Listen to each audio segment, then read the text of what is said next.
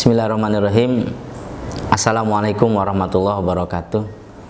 Innal hamdalillah nahmaduhu wa nasta'inuhu wa nastaghfiruh wa na'udzubillah min syururi anfusina wa min sayyiati a'malina may yahdihillahu fala mudhillalah wa may yudlil fala hadiyalah. Asyhadu an la ilaha illallah wa asyhadu anna Muhammadar Rasulullah sallallahu alaihi wasallam wa ala alihi wa ashabihi amma ba'd.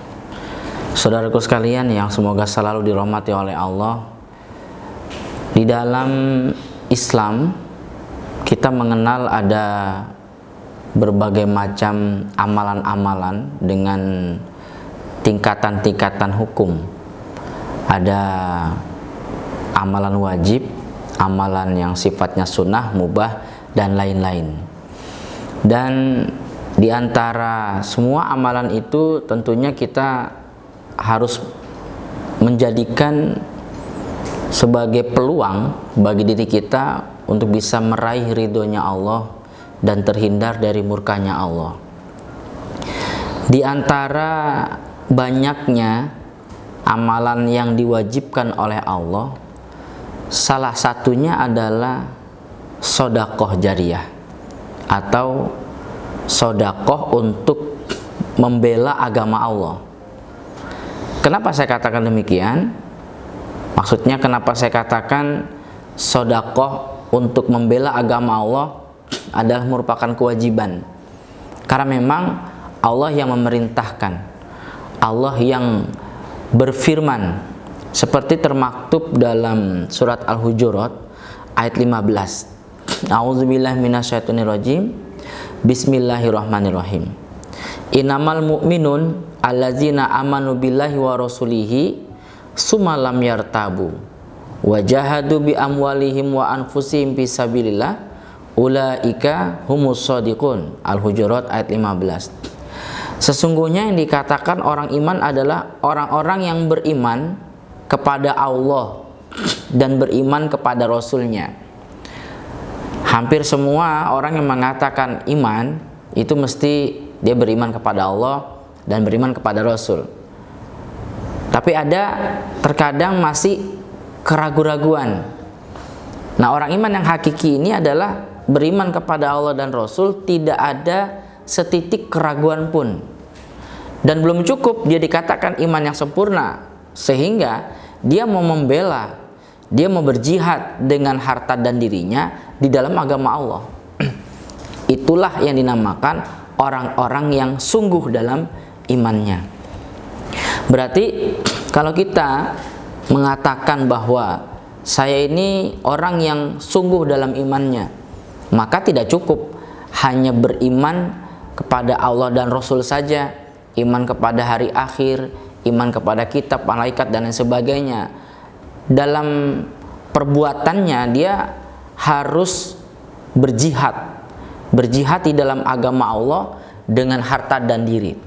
Karena memang pada hakikinya ya, dalam surat Taubat Allah telah menukar diri dan hartanya orang iman dengan surga. Innallaha ashtara minal mu'minin anfusahum wa amwalahum bi anna lahumul jannah. Di ayat tersebut menyatakan bahwa membela agama Allah, bersedekah untuk pembelaan agama Allah, hukumnya adalah wajib. Ditambah lagi harta yang Allah berikan kepada kita ini memang amanatnya adalah untuk meraih ridhonya Allah. Kita semuanya terlahir dari rahim ibu tidak punya apa-apa, tidak membawa harta sedikit pun. Tapi kemudian setelah kita dewasa, Allah beri kita rezeki, bahkan ada harta yang tersimpan oleh kita menjadi harta kita. Nah, itu sebenarnya adalah amanat dari Allah untuk bisa kita gunakan meraih ridhonya Allah, yaitu surganya Allah. Sama halnya dulu ceritanya Qarun, orang yang kaya raya yang hidup di zaman Nabi Musa. Allah berikan dia kekayaan yang sangat banyak sekali, sehingga kunci kekayaannya itu, kunci gudang kekayaannya itu kalau dikumpulkan jadi satu, karena saking banyaknya kekayaan itu diangkat oleh orang-orang yang kuat itu nggak bisa terangkat, harus beberapa orang yang kuat menggotongnya baru bisa terangkat. Ini saking dia kaya rayanya, kunci gudangnya sampai sebegitu banyaknya. Allah berfirman kepada Qarun dalam surat Al-Qasas ayat 77, "Wabtaghi fima atakallahu darul akhirah wala tansa nasibaka minad dunya wa ahsin kama ahsanallahu ilaika wala tabghil fasada fil ardi innallaha la yuhibbul mufsidin." Wahai Qarun, kamu harus mencari atau meraih desa akhirat yaitu surga dengan menggunakan harta yang Allah berikan padamu. Jangan kamu lupakan bagianmu dari dunia itu. Artinya ada yang harus kamu gunakan untuk akhirat. Jangan semuanya melulu hanya untuk dunia saja. Berbuat baiklah kamu Qarun sebagaimana Allah telah berbuat baik padamu. Dan jangan pernah berbuat kerusakan, artinya melanggar peraturan-peraturan Allah, karena Allah tidak suka orang yang suka berbuat kerusakan atau orang yang melanggar. Artinya ini bukan hanya pada Qarun, semua orang iman pun diperintahkan oleh Allah. Setiap harta yang diberikan oleh Allah kepada kita, hakikinya adalah itu perintah dari Allah atau amanat dari Allah untuk kita gunakan membeli desa akhirat, untuk meraih desa akhirat. Wa inal akhirata lahiyal hayawan. Sesungguhnya akhirat itu adalah sebenar-benarnya kehidupan. Kenapa saya bilang sebenar-benarnya kehidupan? Karena di akhirat itu tidak ada mati.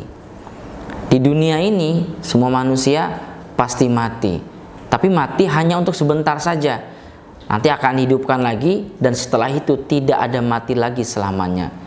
Dan Allah menginginkan setiap orang-orang yang sudah mendapatkan hidayah, setiap orang iman harus menggunakan akalnya, menggunakan nuraninya yang telah Allah berikan, untuk supaya apa yang telah Allah berikan kepada dia, termasuk harta, kesehatan dan lain sebagainya, usahakan bisa mendapatkan desa akhirat, sehingga dia bisa hidup bahagia nanti di dalam surga.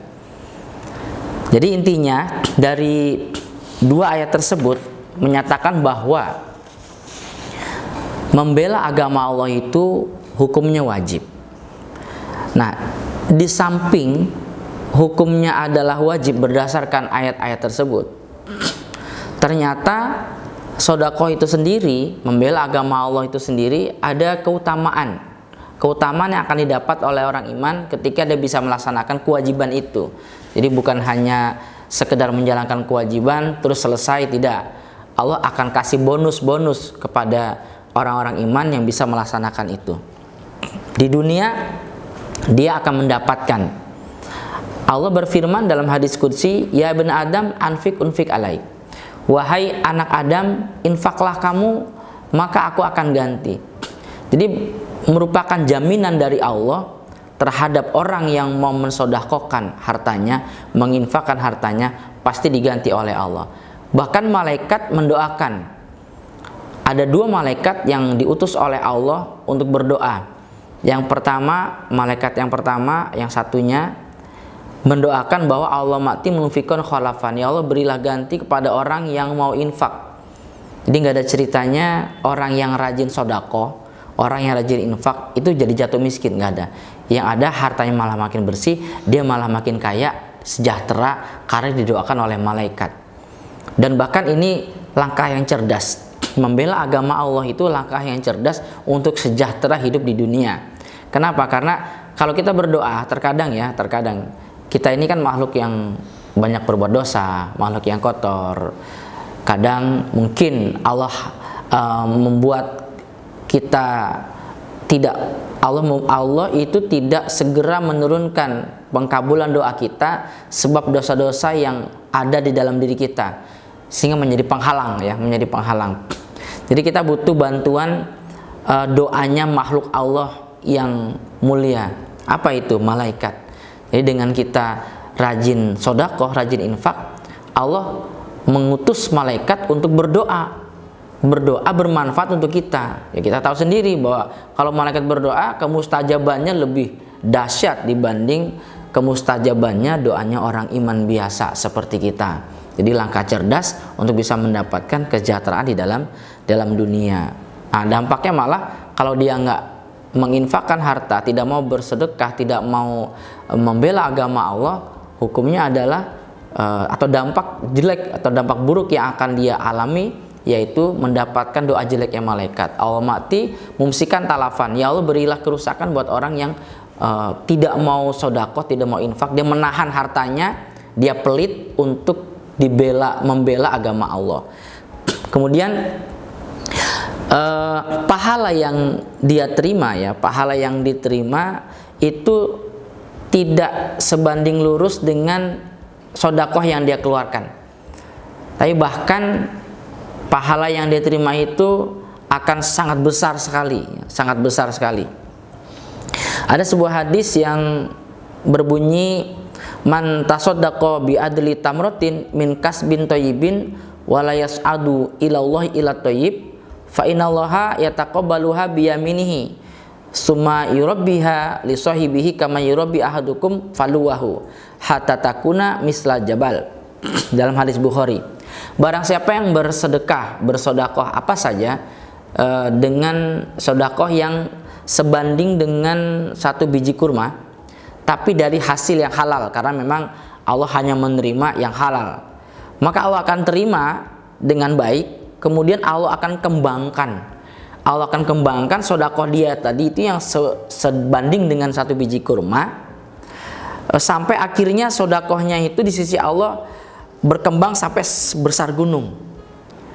Nabi kasih gambaran seperti halnya kalian, salah satu dari kalian itu memelihara anak kuda dari kecil, dirawat sampai akhirnya besar. Jadi yang tadinya masih bayi kuda, kemudian jadi besar bahkan gagah. Sedekah juga gitu, yang tadinya sedekahnya hanya mungkin seberat biji kurma, artinya nilainya sangat rendah, tapi dia niatnya tulus karena Allah, mengharap ridho Allah, karena memang mampunya hanya segitu, dan itu adalah dari hasil yang halal, maka nanti dia akan menerima luar biasa besarnya. Yang kecil saja bisa jadi besar, apalagi yang sedekahnya banyak, akan semakin besar pula nanti pahala yang akan dia terima. Dan ternyata sedekah itu bisa mematikan murkanya Allah. Sedekah itu bisa mematikan murkanya Allah. Inna shadaqata tutfi'u ghadaballah. Sesungguhnya sedekah itu bisa mematikan murkanya Allah. Dan dalam hadis Ibnu Majah, Nabi juga pernah berkata, ala aduluka ala abwabil khair. Maukah kalian saya beritahu tentang pintu kebaikan? Nabi berkata, as-shaumu junnatun wa shadaqatu tutfi'ul khati'ah. Yaitu, ya, pintu kebaikan itu adalah puasa. Puasa yang merupakan perisai atau pencegah dari perbuatan dosa. Atau bisa diartikan puasa yang dikerjakan, puasa sunnah atau puasa wajib yang dikerjakan itu bisa menghalangi dari api neraka. Dan sedekah itu bisa mematikan kesalahan. Artinya sedekah bisa menghapus dosa. Kama yutfi'un narul ma, sebagaimana air memadamkan api. Jadi dengan kita banyak sedekah, maka dosa kita semakin banyak yang rontok. Ya, sudah mungkin sebagai orang iman rajin membaca istighfar, tambah lagi dia menjadi ahli sedekah. Dengan dia menjadi ahli sedekah, entah itu di dalam sabilillah ataupun membantu saudara-saudaranya yang memang butuh dibantu, atau membantu kerabat-kerabatnya yang memang butuh dibantu, semakin banyak sedekah dia, maka semakin rontok dosa-dosanya. Ketika orang iman dosanya sangat minim, maka Allah akan suka kepada orang iman itu. Innallaha yuhibbut tawabin wa yuhibbul mutatahhirin. Dan kemudian, ya, yang terakhir, bahwa sedekah itu, ya, di samping mematikan murkanya Allah, dan kemudian dia akan diganti dengan rezeki yang lebih barokah lagi, yang lebih banyak lagi ketika bangkit dari kiamat. Kita semuanya sudah tahu cerita bahwa di hari kiamat kumpul di padang mahsyar. Matahari, kalau dalam hadis Ibnu Majah itu, matahari didekatkan oleh Allah sejauh atau sedekat 1 mil. 1 mil itu 1,5 kilometer. Kalau sekarang saja ya, matahari masih sangat jauh, musim kemarau, di tengah hari kita merasa panas yang sangat luar biasa. Kita berjalan kaki kah atau mungkin naik motor, di tengah perjalanan itu rasanya panasnya luar biasa. Padahal itu matahari masih sangat jauh loh. Nanti dari kiamat matahari itu didekatkan oleh Allah sampai sedekat 1 mil, 1,5 kilometer. Itu panasnya seperti apa? Kita nggak bisa membayangkan. Luar biasa panasnya. Dan semua manusia butuh naungan pada saat itu. Tidak ada naungan selain naungannya Allah. Hanya Allah yang bisa memberikan naungan.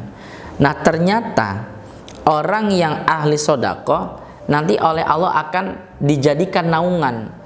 Jadi sodakohnya orang-orang iman itu akan dirubah oleh Allah menjadi naungan, sehingga nanti dari kiamat dia tidak kepanasan.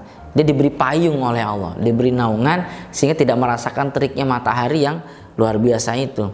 Dalam hadis Ibnu Abi Syaibah, rawahu Ibnu Abi Syaibah, Nabi bersabda, "Shadaqatul mu'min zilluhu yaumal qiyamah." Sodakohnya orang iman itu adalah naungannya dia dari kiamat. Artinya semakin banyak ya, semakin banyak sodakohnya, berarti naungannya itu makin besar. Dan perlu diketahui sekali lagi, di hari kiamat nanti tidak ada naungan kecuali naungannya Allah. Orang tua nggak bisa bantu anak, suami nggak bisa bantu istri, teman akrab nggak bisa bantu, tetangga, kerabat, siapapun, guru ke murid nggak bisa bantu, murid ke guru nggak bisa bantu. Yang bisa bantu diri kita adalah apa? Amalan kita masing-masing. Salah satunya yang bisa diandalkan adalah apa? Sodakoh, terutama sodakoh jariyah. Jadi intinya saya ingin mengajak kepada kita semuanya bahwa harta yang Allah berikan kepada kita itu adalah amanat dari Allah untuk kita mendapatkan surga yang setinggi-tingginya nanti. Jangan sampai terjadi menyesal karena pelit, tidak mau sodakoh, atau sedikit sodakohnya padahal dia mampunya banyak. Setelah mati, dia kemudian ngomong begini dalam surat Jumat itu, dia minta dikembalikan, fa'as-sodako wa aku minasolihin. Ya Allah, kembalikan saya, tundalah kematian saya, kembalikan saya sejenak, sebentar ke dunia, sebentar saja, saya akan sodakoh ya Allah. Jadi harta saya itu yang saya simpan, yang gak mau saya sodakohkan dulunya, sekarang saya mau sodakohkan setelah mati. Tapi setelah mati dia minta dibangunkan untuk sodakoh aja, nggak untuk yang lain-lain. Jadi dibangunkan itu, ngambil hartanya, sodakohkan ke sabilillah, bantu fakir miskin, bantu anak yatim, bantu orang-orang yang perlu dibantu. Setelah itu dia mati lagi, mati dengan tenang karena sudah bawa pahala sodakoh. Begitu pentingnya pahala sodakoh, sehingga orang yang mati ketika dia pelit, dia minta dibangunkan untuk sodakoh. Nah, kita jangan sampai saudaraku sekalian mengalami hal tersebut. Allah sudah buka rahasia-rahasia yang kita sudah baca, kita sudah dengar, artinya jangan sampai itu kita alami. Demikian, semoga bermanfaat. Akhir kalam, assalamualaikum warahmatullahi wabarakatuh.